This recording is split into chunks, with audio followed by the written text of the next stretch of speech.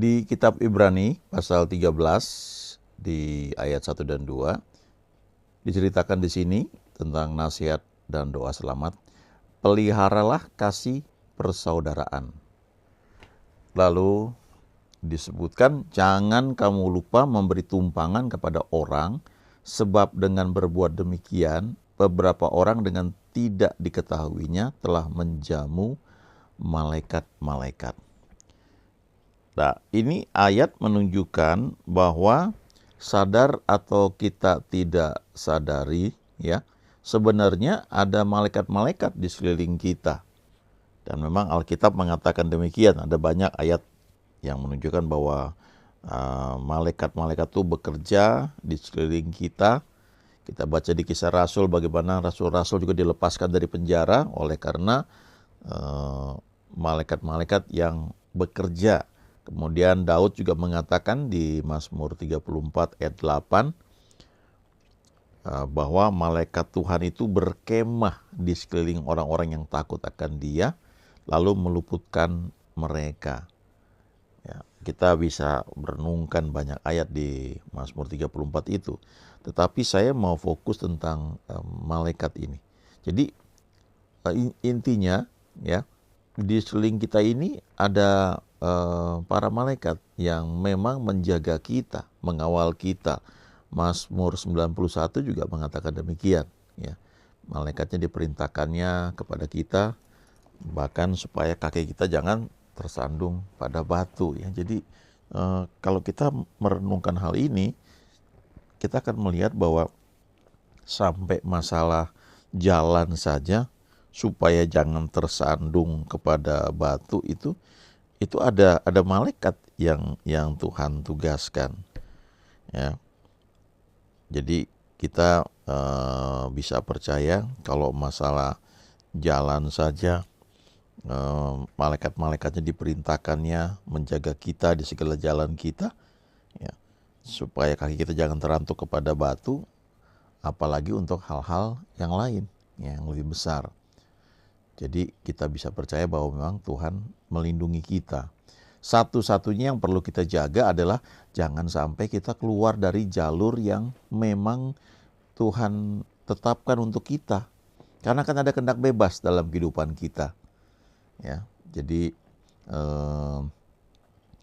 kalau ayat ini kan menunjukkan bahwa ketika kita memberi tumpangan kepada orang lain, arti kita menolong orang lain, tanpa sadar sebenarnya kita sedang menjamu malaikat-malaikat. Saya percaya ya kalau malaikat tentu makanannya mungkin nggak seperti kita gitu. Tapi poinnya adalah kita mungkin berpapasan dengan banyak orang, ternyata itu malaikat yang Tuhan kirim, yang Tuhan utus. Ada dua pengertian kalau menurut saya pribadi. Bisa itu Tuhan pakai orang lain, Tuhan bisa pakai rekan sekerja kita, ya, teman kita, itu sebagai perpanjangan tangannya untuk menolong kita. Bisa juga Tuhan pakai orang lain yang kita nggak kenal, tapi dia anak Tuhan, lalu Tuhan bekerja dalam hidupnya, sehingga ketika Tuhan mau menolong kita, mau membawa kita dalam rencananya, dia pakai orang tersebut. Nah, misalnya adalah ketika Saulus dia bertobat, dia ketemu dengan Yesus, kan dia buta. Lalu Tuhan bicara kepada Ananias, salah seorang muridnya di tempat lain. Ananias, pergilah, carilah seorang yang bernama Saulus, ya. Lalu datanglah Ananias dan mendoakan Saulus, yang kemudian bisa melihat lagi, lalu dia penuh Roh Kudus, ya. Dia dibaptis, lalu namanya belakangan berubah menjadi Paulus. Nah, Tuhan bisa pakai orang seperti itu, atau Tuhan pakai orang yang bahkan belum lahir baru, ya. Di Alkitab itu ada cerita misalnya bidan-bidan Mesir, ya, menolong perempuan-perempuan Ibrani, orang-orang Israel waktu melahirkan. Karena sebenarnya waktu itu Firaun memerintahkan kalau bayi-bayi perempuan Ibrani, ya, orang-orang Israel itu, kalau laki-laki disuruh dibunuh, ya. Tapi ternyata nggak dilakukan oleh para bidan ini. Nah, ini juga perpanjangan tangan Tuhan, ya. Nah, jadi Itu yang secara umumnya. Tapi juga bisa terjadi itu malaikat Tuhan itu betul-betul malaikat yang mungkin nggak terlihat oleh mata kita secara jasmani. Tapi kemudian pada saat tertentu dia menampakkan diri dan seperti orang biasa. Nah, ini banyak cerita yang kayak begini. Ya, misalnya gini, saya pernah baca buku dari Derek Prince ya. Waktu dia berada di satu tempat, kalau nggak salah itu terjadi peperangan. Nah, bagaimana dia bisa luput ya? Dia dengan siapa gitu ya? Dengan entah istrinya kalau nggak salah. Ketika mereka di situasi yang sulit, tiba-tiba ada orang yang muncul dan menuntun mereka, lewat sini, ayo bareng saya, gitu, kira-kira kayak gitu. Dan ketika mereka sudah lewati daerah yang berbahaya, orang tersebut dicari nggak ketemu lagi. Ya, nah, saya punya teman yang cerita ya, ketika anaknya kuliah di luar negeri, anaknya ini daftar sendiri dan kemudian dia berangkat. Waktu dia berangkat naik pesawat, di pesawat itu dia ngobrol dengan seseorang. Lalu orang ini tanya, kamu mau kemana? Mau tinggal di mana? Lalu anak ini cerita, saya sudah daftar di kampus ini dan saya akan langsung ke kampus tersebut dan nginep di sana ya, karena saya akan masuk asrama. Lalu orang ini bilang, loh kamu kan sampai hari Sabtu ya, Sabtu atau Minggu, pokoknya hari libur. Kan tutup itu kampusnya. Bagaimana kamu bisa daftar untuk nginep di dormitory ya, di asrama? Kan nggak mungkin. Lalu kaget juga anak ini. Ya, singkat cerita, akhirnya orang ini yang ketemu di pesawat dia temani. Ya, karena dia cukup paham daerah itu, dibawa ke kampus yang dia mau masuk itu ternyata memang libur. Lalu orang ini bilang, kamu nginep di sini aja, dibawa ke asrama pelaut ya. Dibawa di sana, terus didaftarkan atas nama orang ini yang ketemu di jalan itu. Jadi dia bisa nginep free di tempat itu sampai nanti hari Senin kampus buka, baru dia mendaftar ke asrama ya. Dan udah gitu udah kalau nggak salah dikasih nomor telepon, saya lupa ya. Pokoknya udah mereka pisah. Nah, setelah selesai semua, hari Seninnya ini anak bisa masuk kampus dan kemudian dia coba hubungi orang yang dia ketemu di jalan itu untuk bilang terima kasih. Ternyata nggak bisa dihubungi ya. Nggak dikenal nomornya. Lalu dia datang ke asrama tempat dia nginap sebelumnya itu, asrama losmen pelaut atau pokoknya tempat penginap para pelaut. Ditanya ya, siapa mau ketemu dengan orang yang menolong dia. Ternyata orang itu nggak dikenal namanya, nggak ada. Ya. Sampai dia selesai nggak pernah ketemu lagi. Jadi kesimpulan itu sebenarnya memang malaikat yang Tuhan utus, jadi menjelma jadi manusia yang kelihatan ya, bisa ngobrol biasa, tapi ternyata itu malaikat Tuhan. Ya. Ada lagi kisah seorang teman ya dengan keluarganya, dengan ya keluarga ya, dia punya keponakan juga baru pergi ya dari liburan jalan-jalan.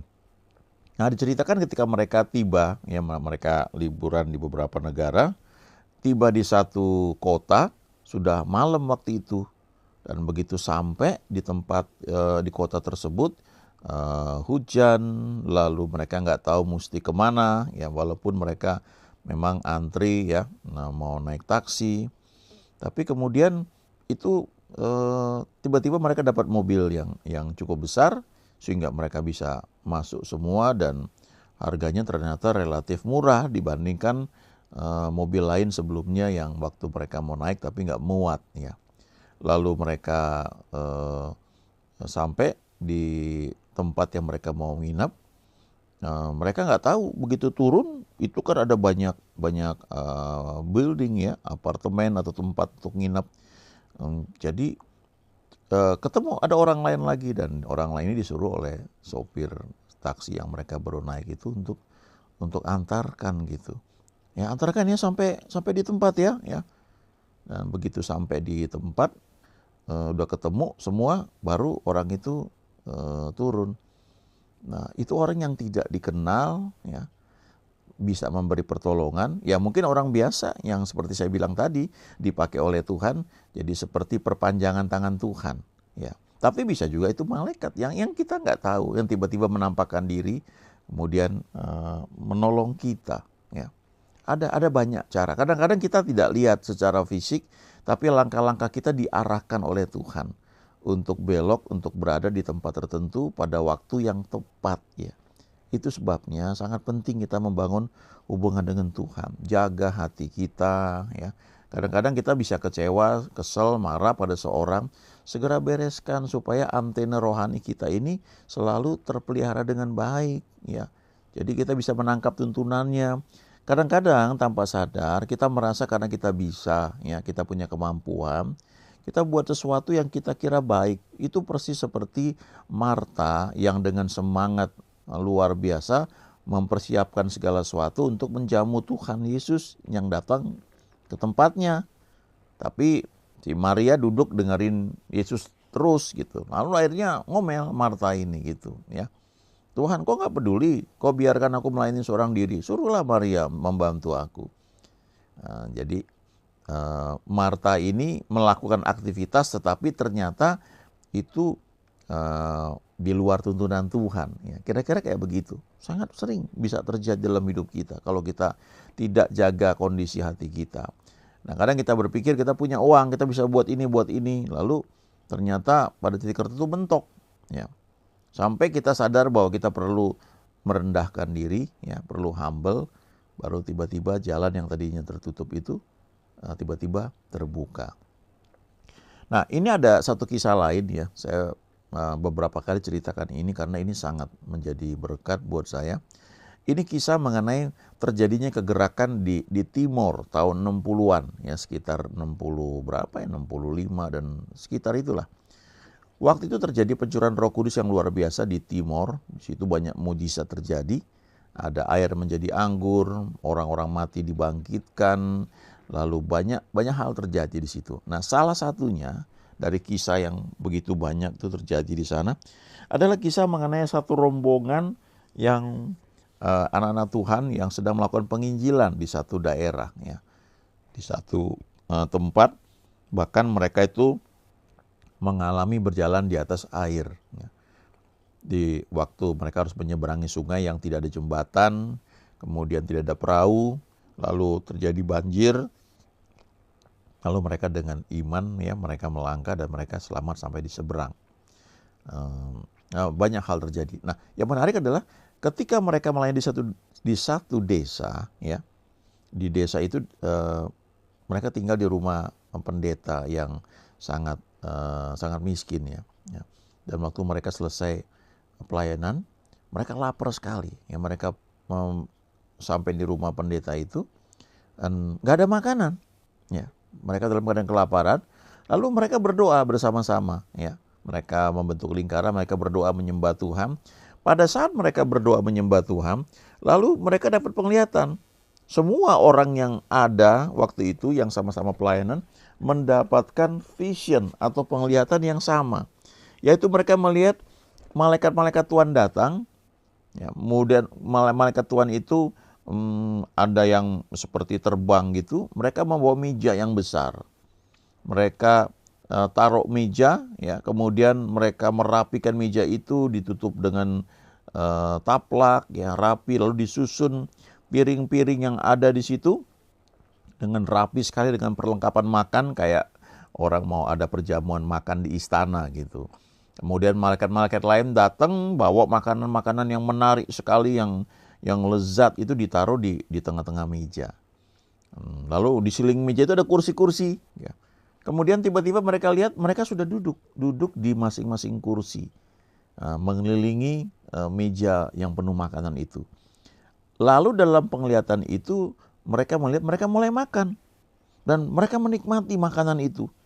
Dan saking menikmatinya itu dikatakan lidah mereka itu sampai kedengeran gitu. Mereka makan dengan begitu lahap. Dan begitu selesai mereka makan, lalu penglihatan itu hilang, ya. Dan waktu penglihatan itu hilang, mereka sadar mereka sedang berdoa semua. Tapi kali ini bedanya, perut mereka sudah kenyang semuanya. Ya. Jadi kalau di Ibrani 13 ayat 2 ini dikatakan bahwa kalau kita memberi tumpangan, tanpa kita sadari kita sedang menjamu malaikat-malaikat. Tapi pengalaman yang di Timor itu, mereka dijamu oleh malaikat-malaikat.